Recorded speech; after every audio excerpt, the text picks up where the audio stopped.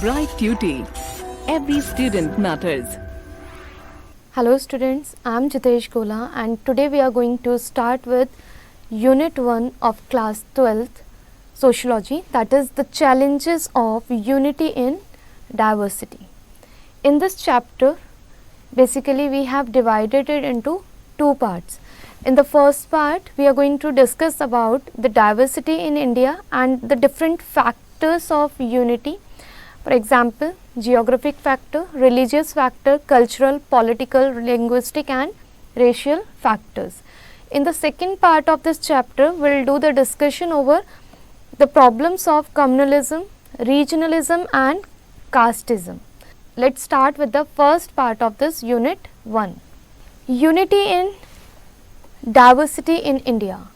So, before proceeding we need to understand the meaning of these two terms given here. Unity means if we talk about the uniformity or when we are talking about oneness. Diversity means when we are talking about the differences or the variation here. So, how come we can talk about unity in diversity in India? Unity means while at one point we are saying that there is uniformity and oneness in the nation, but on the other hand we are talking about the diversity.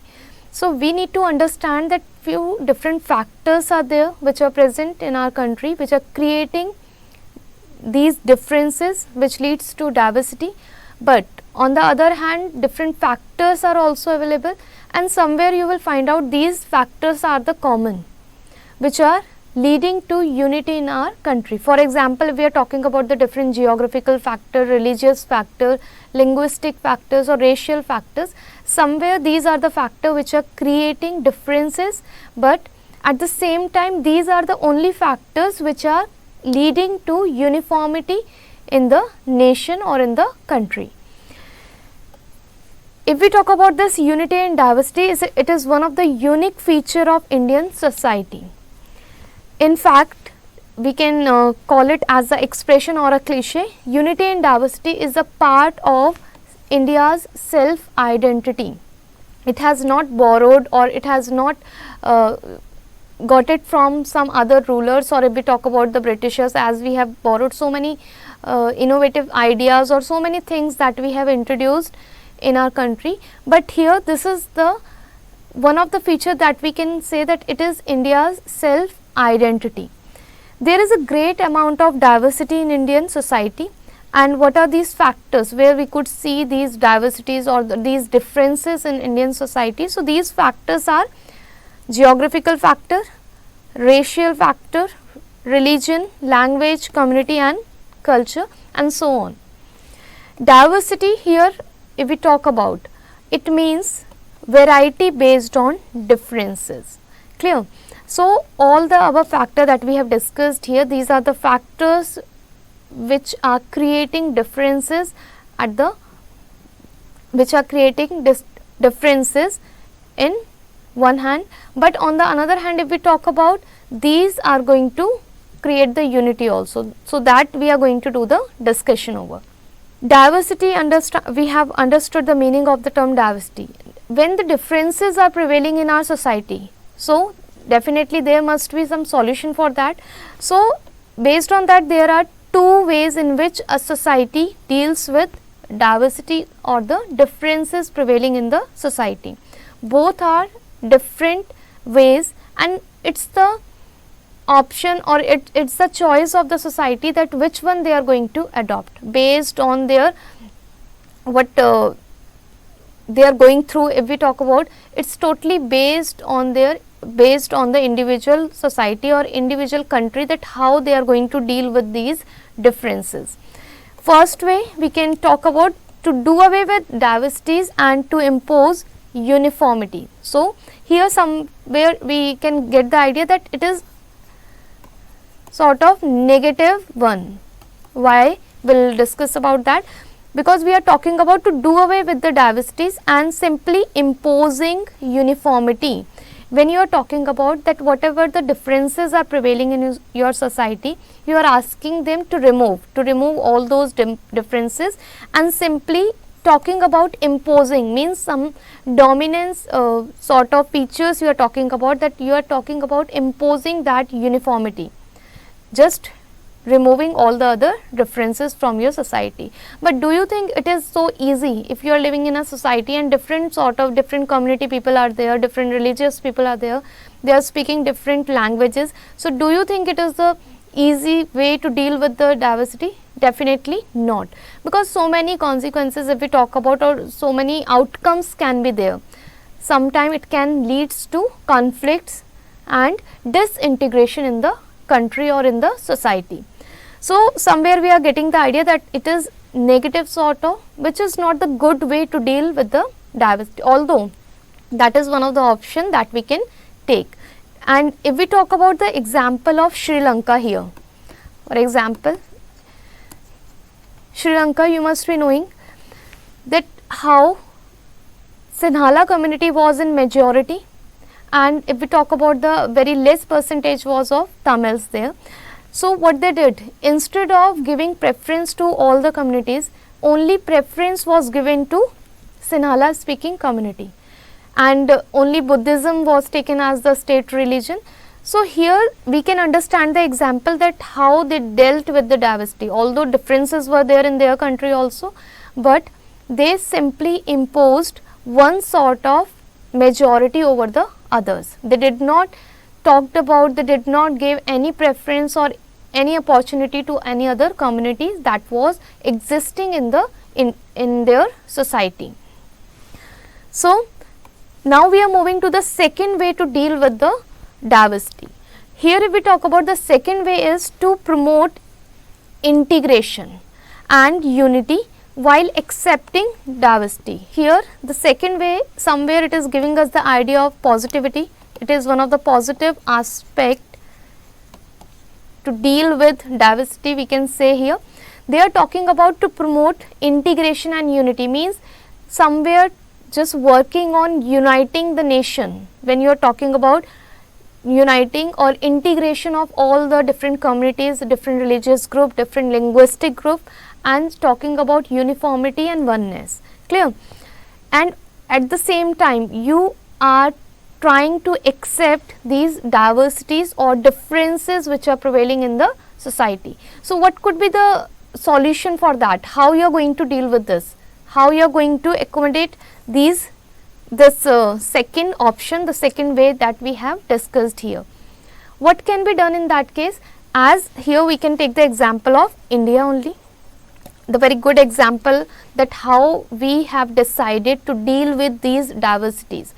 We know that different communities are there in our country, different religious group, different linguistic groups are there, and so many other things are there which are creating the variations in Indian society. But in spite of those variations, what we have done, we have decided to accept all those differences, and we have tried to bring the whole nation as the one. Although we cannot say that from the beginning the India was a single nation. No, earlier it was definitely, it was divided into smaller units or the different small parts. But somewhere Britishers, when we can talk about the Britishers, when they came to power, as they started ruling over India, somewhere they helped us in creating that feeling of integration, that feeling of uniformity or collective belongingness. You must be knowing that when we were during the independence struggle, if we talk about, at that time the country was not united, but slowly and gradually when different communities and all the people from the different religious group, they all came together and they started asking for the independence of their nation. So somewhere these feelings of oneness started emerging, and after independence India emerged as an uniform nation, emerged as a whole, as a single nation, we can say here. So hopefully you all are clear that how we have discussed, what we have discussed here, that there are two ways to deal with diversity. The first one we have discussed, that is to do away with all the diversities and simply imposing uniformity, that the example of Sri Lanka we have taken. In the second way, we have discussed about promoting national integration and unity, and while we are trying to accommodate with all the differences prevailing in our society, and India is a good example of that. Here we can see the first way we have already discussed, this is the negative one, and the second way is somewhat positive one. First way is of assimilation and homogenization. Here if we talking about the first way, because in the first what they are talking about imposing uniformity, clear.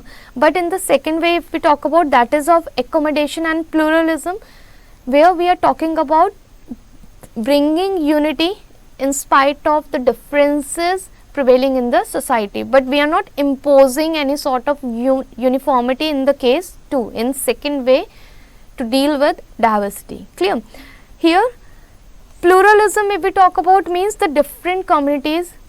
Okay, while we are talking about pluralism, it means when we are talking about the different communities, different religious group, different linguistic groups, and they are coexisting in the society in spite of these differences. So that is the second way, and I hope that second way is much more better than the first way, because somewhere this first way we are going to attempt, or we are going to adopt, or we are going to use it, definitely it will create the differences. European sociology we talk about, it explains unity in terms of linguistic nationality or political sovereignty. Here according to them, that unity means, while you are talking about linguistic nationality means, linguistic means based on language, when single language has been adopted, and somewhere you are talking about that uniformity here. Political sovereignty, if we talk about political sovereignty means when you are talking about rule by a single ruler. So according to European sociology, unity they have defined these two terms. Sociologists also say that Indian unity is both politico-geographic as well as cultural in nature.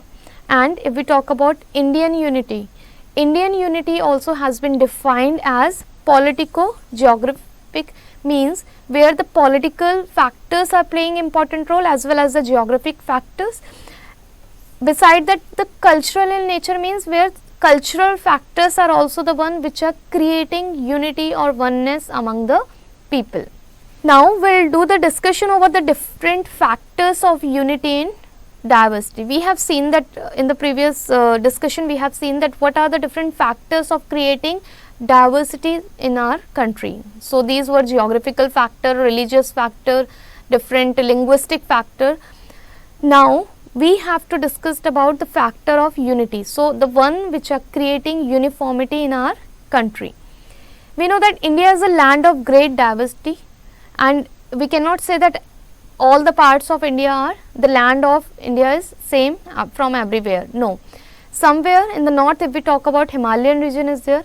In the western part of India if we talk about, we can see the deserts are there, and in the middle part of India if we talk about, that is the plateau region. In the northern plains are also there. So variation, or if we talk about the coastal areas are also there. So we can see that variations are there in Indian continent. So these variations somewhere definitely creating the differences or the diversities in our country. It is easy to observe diversities in race, religion, language, caste, tribes and culture. So where we can see these differences, race means based on the skin color if we talk about, because further we are going to discuss about that how the Indian population is divided among different main 4 races. So that variation also can be seen. Religion, if we talk about, India does not have any single state religion. We are following, and same preference if we talk about is given to all religion in spite of having the majority of Hindus in our country. In spite of majority of Hindus in our country, no state religion has been adopted. And why it is done? Just because so that the uniformity can be created and just to avoid any chances of conflicts in our nation. Languages, if we talk about, there is no national language in India. Hopefully all must be aware that only the official language we have, that is Hindi, has been adopted as the main official language, and English has been added as the additional secondary official language for India. Otherwise, if we talk about at the state level, states are free to use their own regional languages. Caste, if we talk about, tribes, culture, so all these are the factors which are creating differences among the Indian people. But in spite of these differences, we are going to discuss about that what are the factors. We'll do the discussion over the chief factors which are creating uniformity in nation or leading to unity in India. So the first one we are taking here, geographic factors.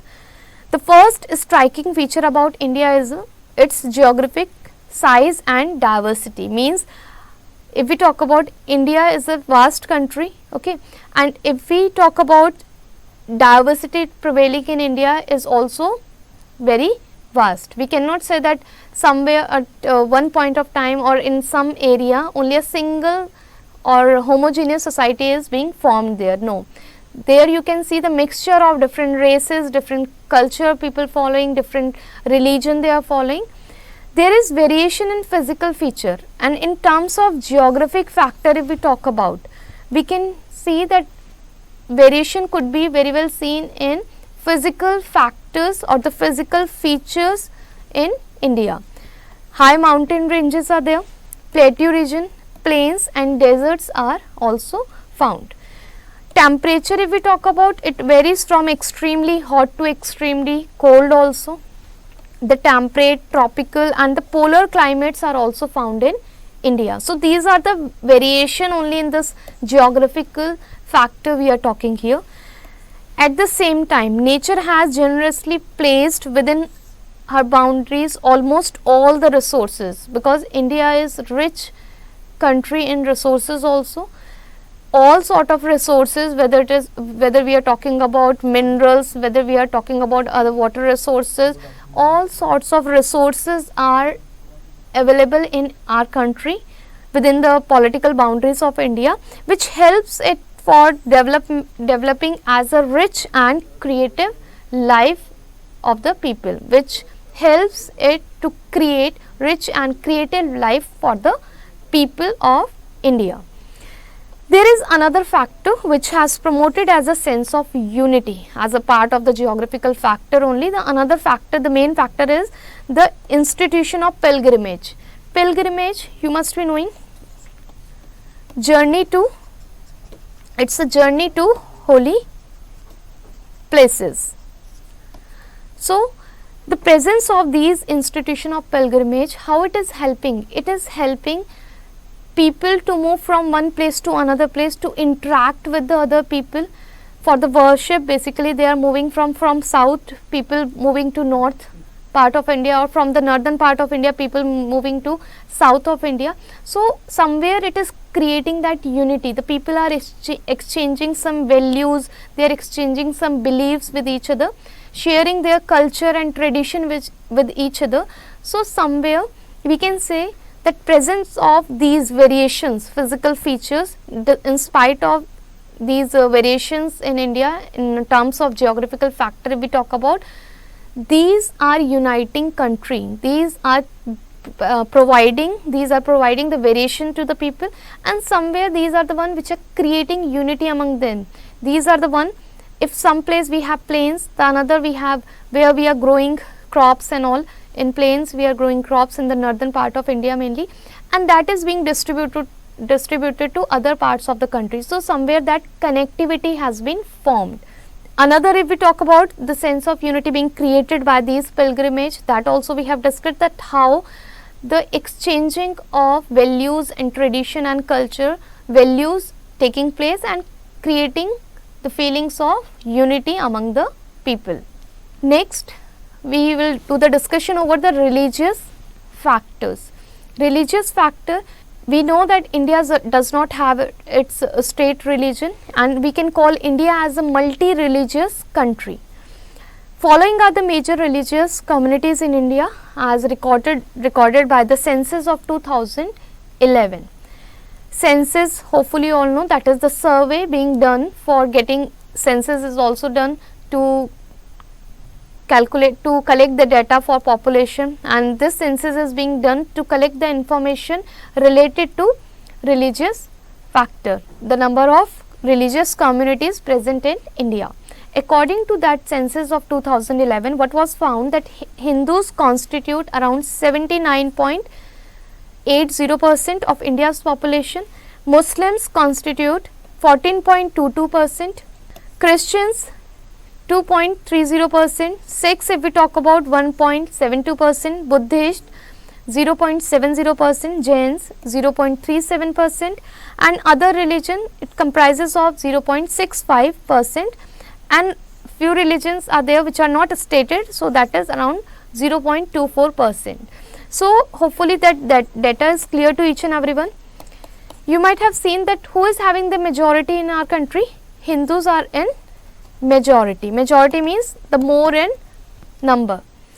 Rest comes under minority as their population is less. Clear? Here you can see that kind of variation is there. If we are talking about these different religions are prevailing in our country, in spite of these variations in religion, if we talk about, still we all are united. The reason being because the second way we have adopted, the second way to accommodate the changes, to accommodate or accept the diversities, and because of that preference has not been given to Hindus only. The preference has been given to all the religion, all people, all community people belonging to different religious group are free to follow their own religion without any restrictions in our country. So that is one of the important feature which has created the feeling of oneness among them. Here if we talk about, religion has two aspects. First one, the spiritual one, and the second is the temporal. A spiritual aspect of religion if we talk about is almost similar in all religion, because the moral values if we talk about that we are getting from all the religions are almost same. There is no that difference. So spiritually if we talk about, all the religions are same. Temporal if we talk about, that only the difference can be that some are talking about bhakti.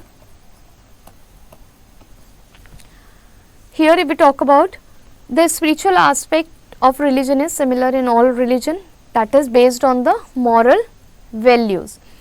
Temporal means when we are talking about, means which are, okay, religion has two aspects, namely the spiritual one and the second is the temporal one. The spiritual aspect of religion if we talk about is similar in all the religion, because it is talking about the moral values, and these moral values if we talk about are almost same in all the religion. All the religions are asking you to respect other religion, all the religions are talking about oneness or the unity. So here we can say that on the basis of spirituality, all the religion have the same beliefs or the same moral values present in it. The temporal aspect of religion if we talk about, that is while one religion which is creating that one individual,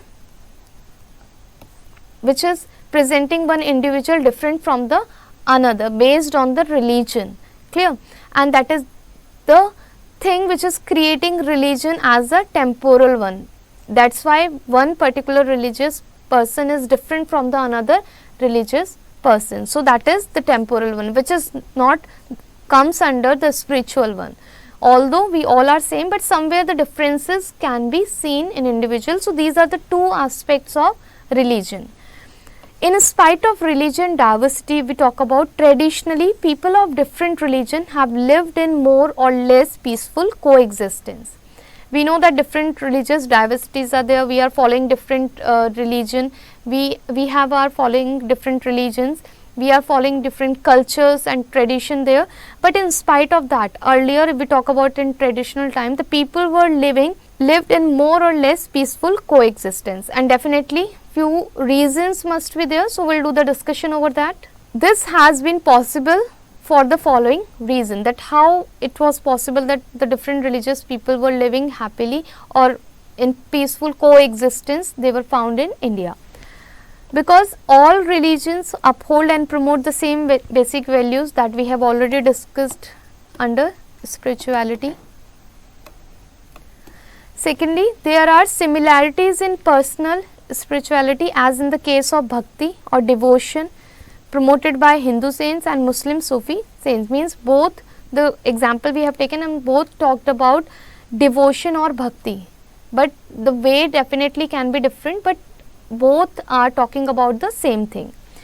It is common for people to join in cultural celebration connected with the religious festivals of others. Thirdly, what has made it possible to bringing all the different religious people together? Celebration of the festival, cultural celebration was done together. Here if we talk about Hindus, main festival is Diwali, and if we talk about Muslims, main festival as a Eid, or Christians are celebrating Christmas. So earlier the people used to gather, although if we talk about the main process was being followed by the particular community or religious group people, but rest of the other religious group were also becoming the part of those cultural celebrations at that time. So somewhere we were exchanging the values and the beliefs with other community, and it was bringing the different religious group together. Another one, if we talk about the institution of pilgrimage, is another important factor of unity. That also we have discussed that under geographical factor. So here also, because pilgrimage is related to religion, where different religious people are going for worship. So here if we talk about, that is also a main institution for creating unity, because if we talk about temples, in temples not only Hindus are going, different other community peoples are also going. If we talk about church or mosque, there also different religious peoples are, different religion, there also different religious people are going. So we can say that these kind of factors, these all factors are somewhere creating the feeling of oneness among different communities.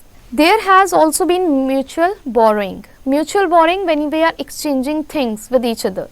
For example, Muslims borrowed caste from Hindus, and Hindus took the practice of Parda system from Muslim. So somewhere when we are interacting, the interaction between communities, if we talk about, or between religious group, so somewhere we are exchanging some values, beliefs, ideas, and due to exchange of these values, beliefs and ideas, somewhere that sense of unity is being created. Now the third one we are going to discuss here, cultural factors. Cultural diversity is one of the immense factor of Indian society. We talk about, there are a large number of ethnic groups, communities, caste and tribes in different geographical regions present in India. And these ethnic group means the people having something common, they are sharing some common culture, although they are belonging to different communities or different groups, but they are sharing something common. Clear? And if we talk about the different communities are there, caste, tribes are also found in our country in different geographical areas of India. There is a great variety in custom, habits and practices also. These communities, these different social group present in India, they are following different custom, they have their different habits and practices. As India is a very vast country, we know that different people are moving from one place to another place. So when they are moving from one place to another place, those customs they are exchanging with other people, those habits they are interacting, their habits when they are interacting with other people are also getting exchanged. Their practices they are following in one place, so while they are moving to another place, somewhere they are exchanging those culture and values there. There is also a great variety in material traits like dress, habitation, arts and crafts. If we talk about these variety is also available on the land of India. Next, if we talk about, there is endless variety of food and its preparation. You can see, if we talk about, North India is also famous for its food, South India is also, in western part of the country we are preparing different food items, in the north, in the eastern part of the country also, if we talk about, the different food preparations are there, and the way to prepare those foods is also different from one place to another place. So, which is leading to variation there, the variety could be seen. In spite of diversity, we talk about, there are several cultural factors which are source of unity, and these factors, if we talk about, we have same beliefs, the philosophy, we have the art and literature. These are the factor somewhere which is helping in uniting the people of a nation, people of the country, because these beliefs, the philosophy, the books, through the books, if we talk about, through other sources, art and literature, if we talk about, these are somewhere helping us to share our ideas or viewpoints with other people. And when in spite of the differences prevailing in our society, in spite of belonging to different communities, different religion, if we people are sharing something in common, so that only can lead to unity in our nation or in our country. The next factor which are helping us in creating the unity, that can be taken as political factors. If we talk about, India has never been a well organized political unit, as we know, because differences could be seen earlier before independence. If we talk about, India was not at all united. When it came under the rule of Britishers, they followed different policies, they introduced different system, somewhere which created the feeling of oneness. Although it was for their own benefit that they started organizing the country, they started creating the uniformity among the uniformity in the country, but it was for their benefit. Ultimately, if we talk about, the result was in our favor, and that's why it gave us idea, or it gave us the chance to unite or create that uniformity, where we all decided to come together and fight against colonial power. Instead, there was a considerable political diversity. Here we talk about, there was no such sort of well organized political unit, but the diversity could be seen as India was under the different rulers. Even British India was split up into 600 independent states. Earlier, if we talk about, when the Britishers were ruling, so India was divided into 600 independent states as autonomous entities and kingdoms. Clear, it was the separate identities there, and although but it was under the control of a single ruler. So, somewhere it was planning for the future, which was giving the idea to be a part of a single nation. In spite of such diversity, the idea of bringing the whole country under one central authority has always been on the minds of great kings and statesmen of India. These diversities were there, the different factors were there which were creating the diversity, but many leaders, many great kings were there and statesmen were there of India, those who tried, those who put their efforts to create single nation. To some extent, if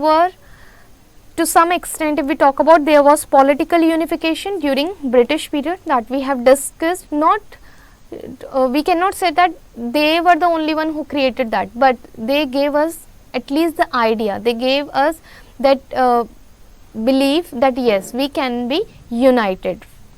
But after independence, the unity of India is expressed in the institution of India as a nation, and that was finally after independence only that India emerged as united nation, as a single nation we can say. Now the next is linguistic factors. Linguistic factor related to the language, which also created the feelings of oneness or helped to create unity among Indians. India is a multilingual country. We all know there is no such sort of thing that only a single or two language we are speaking. It's a multilingual country. Language is an important source of diversity, and while we are talking about the linguistic factors are helping in creating unity, on the other hand we have seen that how these are the only factor, this linguistic factors are the one which are creating differences among the people, because one group of people is speaking different language from the another, and that is creating the differences among them. But somewhere this language is creating unity also. How? We'll do the discussion over that. Firstly, we'll see that in his linguistic survey of India, that was in 1903 to 1928, George Abraham Grierson, he noted that there were around 179 languages and 544 dialects. Means when the survey, according to the study of Grierson, he found that this kind of situation was there, around 179 languages were there and 544 dialects. That's why we are calling India as a multilingual country. And according to 2001 survey, the census of India reported 122 major languages and around 1599 other languages. These languages belongs to different linguistic families. So here these 122 major languages if we talk about, and other 1599 languages are there, and all these languages belong to different linguistic families. The chief linguistic families if we talk about are Indo-Aryan, Dravidian, Mundari and Tibeto-Burman. So these four main families are there, and all the 122 languages, the main languages that we have talked about, are divided into these four main categories. In Northeast India we talk about, including Nagaland, people speak Tibeto-Burman languages. And in the midst of this linguistic diversity or difference, some languages have functioned as a link language. Means although the people were speaking different languages, but somewhere link languages were there which were helping in connectivity, which was helping in connecting the different group of people as a one. In ancient time if we talk about, Sanskrit was the link language which was helping the different group or different religious group people to connect with each other. So that was taken as the link language.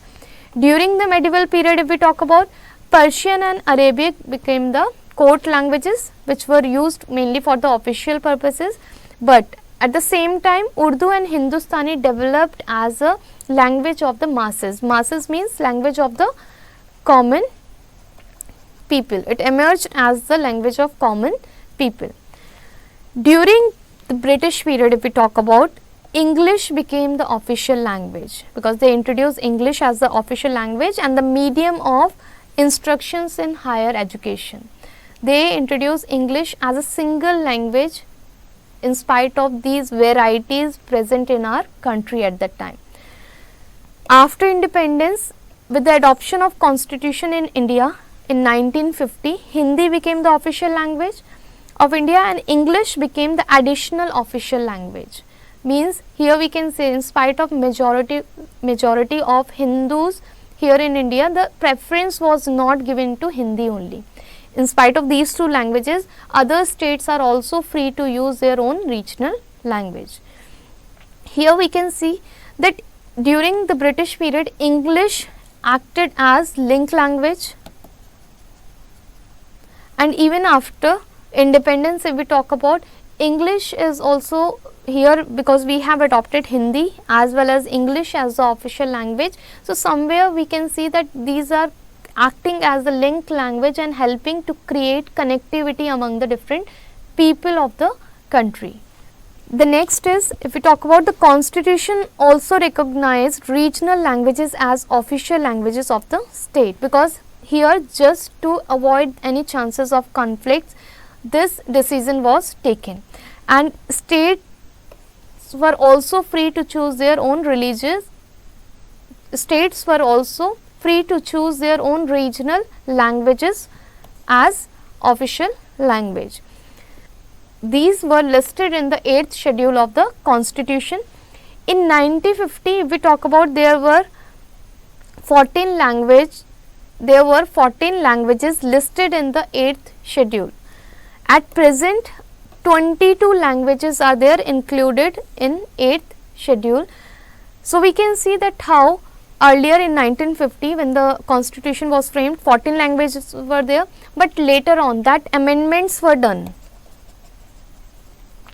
And why these amendments and the changes were done? Because just to accommodate those diversities which are prevailing in our country.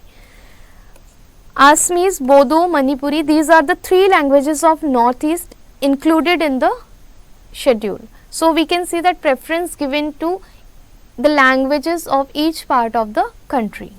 After independence, if we talk about the adoption of the Constitution of India, divisive tendency and movements based on languages have arisen. Means time to time we are bringing the changes and amendments in our constitution as per the situation. We are not the rigid one. That's why our constitution is taken as the flexible one, which is bringing the changes time to time as per the need of the people. Linguistic problems were also created. It was not easy to talk about this linguistic unity. If we talk about the linguistic factors led to unity in the country, so many problems were created. So now we are going to discuss about the linguistic problem, and these 3 main issues were there related to the language issues. The first one was the official language issue. In the beginning, when after independence, it was decided that which language should be adopted as Hindi. So definitely the conflicts arose. There was a strong anti-Hindu movement in South India against opting Hindi as the official language. Particularly Tamil Nadu, if we talk about, there were also movements for the inclusion of some languages in 8th schedule in the case of Manipuri. So somewhere the anti-Hindi movements were going on, means protest started against official language, and somewhere the protests were there to compel the government to adopt more languages in 8th schedule. That's why you can see that in 1950 only 14 languages were there, but later on, according to survey of 2011, we have seen now 22 main languages are there in 8th schedule. Second problem, if we talk about, was reorganization of the states on linguistic basis. So it was not easy to frame or to form new states, and these states were formed on languages basis, means the particular people speaking the same sort of languages were taken together and the new states were formed. If you will compare the map of India, the before independence and after independence, the political boundaries were, the new political boundaries we can see were created because of these problems, just to create uniformity and just as the purpose of accommodation in that area. During the British period, people speaking different languages were sometime divided and they belonged to different provinces. So reorganizing them was also the need. So just to create the simplicity in the country. This demand was met to great extent by the reorganization of states, and that's why the reorganization or new formation of the state was adopted. Third problem related to language, if we talk about the third problem related to language, if we talk about, that was the problem of minority language and linguistic minorities in the reorganized state. Means when the states were reorganized, at that time minority languages were also prevailing in that particular area or particular state. So equal protection and the provisions were made for those minority languages also. Here we can see that special provision in the Constitution of India for linguistic minorities were also adopted. Although if majority of the people in that particular state are living and they are speaking one particular language, it doesn't mean the other people have to be it doesn't mean that they are going to dominate over those minorities based on that linguistic factors. No, they also, the minority, the less number of people, those who are speaking any other language, they are also having the same right to protect their own language.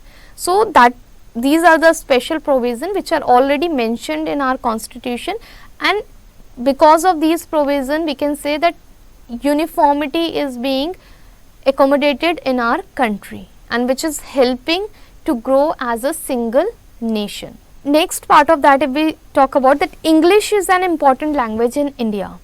English, we all know that this, although it is the second language, second official language adopted after Hindi, but it is emerging and it is one of the important language now. We can call it as a global language also, which is helping us to connect with the other country. Not only the other country, within our country we talk about, English is helping people to connect with each other. As a link language it is helping. We can say as a link language it is helping people to get connected. English has had an impact on Indian languages and literature also. We can see that so many books started getting released in English, and the education system also, if we talk about, is being affected by English language because English medium was introduced, and elite class and the rich class, if we talk about, they are also demanding for the introduction of English in all the sphere of life. Here English medium education from the upward mobile social classes, middle class also, if we talk about, you might have seen they also are very eager to send their children to English medium schools only. So somewhere the demand for English is increasing. There is unity and similarity in the ideas and themes expressed in these languages. So now we can see that how English is also emerging as a link language and helping the people to unite with each other, in spite of being belonging to different communities or religion or different caste group, the people are connected because of languages now. Persian, Arabic and now English words are freely used in Indian languages. So we cannot say that any of the language that we are speaking in India is still pure. No, because so many exchanging of words has taken place, and we have adopted new words from the different languages which are very common now. Easily it's not difficult, it is now not easy to find out the different words from the other languages, means it's mixed now, it's get intermingled in the particular language that it is quite difficult to find out the words from the different languages. So here we can see that how linguistic factors has also created the feelings of unity among the people, although in spite of although we can say that although we can say that people are having the variations, they are exchanging the differences with each other, but somewhere because of these languages they are connected, and if they are connected it means somewhere we are talking about unity in India. The another sort of factors are racial factors, which although racial factors we have talked that how they are creating diversity, but on the other hand here we are going to discuss that how these racial factors are creating unity among people. Racial classification, if we talk about, is made on the basis of physical and the biological differences. For example, color of the skin we can talk about, stature, build of the body, the form of the head and the face, formation of the nose, lips and forehead. There are three principal races of mankind, and what are these races? First one, the Negroid, mainly the black people. The second one is Caucasoid, that is the white people, and the Mongoloid, that is yellow people. And Naga people, the people of Nagaland basically belongs to this group only. The third one we have discussed here, Mongoloid, yellowish, means wheatish color people. These are further divided into the several categories. So main categories, if we talk about the three main races of mankind all over the world, are these only, these three, but these variations could be found within India. And when these variations are there, in spite of these variation also, we are united, as we are exchanging so many beliefs, values and ideas with each other. If we talk about somewhere the status, social status, if we talk about, or so many other factors are there which are creating that oneness among them. According to B.S. Guna, if we talk about, he has identified 6 racial types in India. What are these? The first one, the Negroid, who are found in tribal groups in central India and Andaman Island. Second one, the Proto-Australoids, who are found in many isolated or semi-isolated parts of the country. Third, the Mongoloids, those who are found in Himalayan region, Himalayan borderland, particularly Ladakh, Sikkim and northeastern part of the country. The next is the Mediterraneans, who constitute the bulk of population of India. The Brychapels, found in Gujarat, Maharashtra, Karnataka and Tamil Nadu. The Nordics, if we talk about the 6th racial type of India, that is found in northwestern part of the country, for example Punjab, Haryana, Rajasthan. So that was the discussion of the part 1 of unit 1.